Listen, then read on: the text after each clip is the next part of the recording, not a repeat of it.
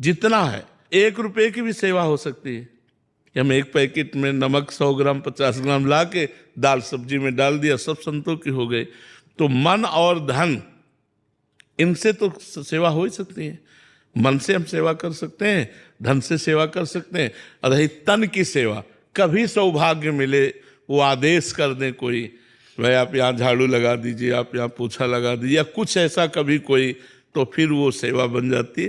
तन मन धन 3 से सेवा होती है। सब कोई कर सकता है, सब कोई कर सकता है, कोई ऐसा नहीं। आप फालतू के पैसा खर्चा करना बंद करो इधर उधर के। मान लो 100 रुपये आपके बचे, गाय की गौशाला में चले गए, हरी घास 100 रुपया की डाल दी, बन गई सेवा। गौ सेवा, संत सेवा, बीमार की सेवा, इन सबसे भगवान की प्रसन्नता प्राप्त होती है। तो संत सेवा में ऐसा भी किया जाए, और संत सेवा से भगवान बहुत जल्दी प्रसन्न होते हैं।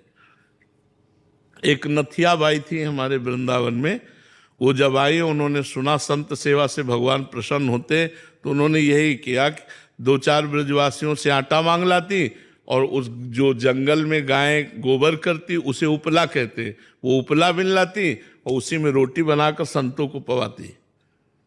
50 वर्ष उन्होंने ये सेवा की वृंदावन में। अब धीरे धीरे उनका फिर वैभव बढ़ने लगता है ना, तो गाड़ी में, बैलगाड़ी में वो अनाज लेकर आ रही थी, और रात्रि हो गई और बादल छाए हुए थे। अब उनको कुछ सूझना पड़ा किधर से जाए, कैसे जाए। तो एक लालटेन हाथ में और एक छाता, आगे मैया मैं तुम्हें रास्ता बताता हूँ। और नथियाबाई का आश्रम है सेवा कुंज के पास, वहाँ तक छोड़े आए। तो उनको भगवान की महिमा ऐसी कि ये पूछने में नहीं आया कि तुम कौन हो, इस समय कैसे आए। तो दूसरे दिन जब बिहारी जी के दर्शन करने गई तो देखा बिहारी जी एक हाथ में लालटेन और छाता लिए खड़े।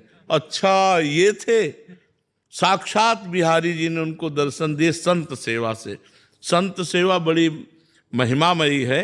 तो हम मन से और धन से बन जाए तो जितना बन जाए हमें संत सेवा कर लेना चाहिए। और तन से कभी आज्ञा हो जाए कि कोई सेवा की आज्ञा कर दें तो फिर क्या कहना है, तन मन धन 3 से सेवा होती है।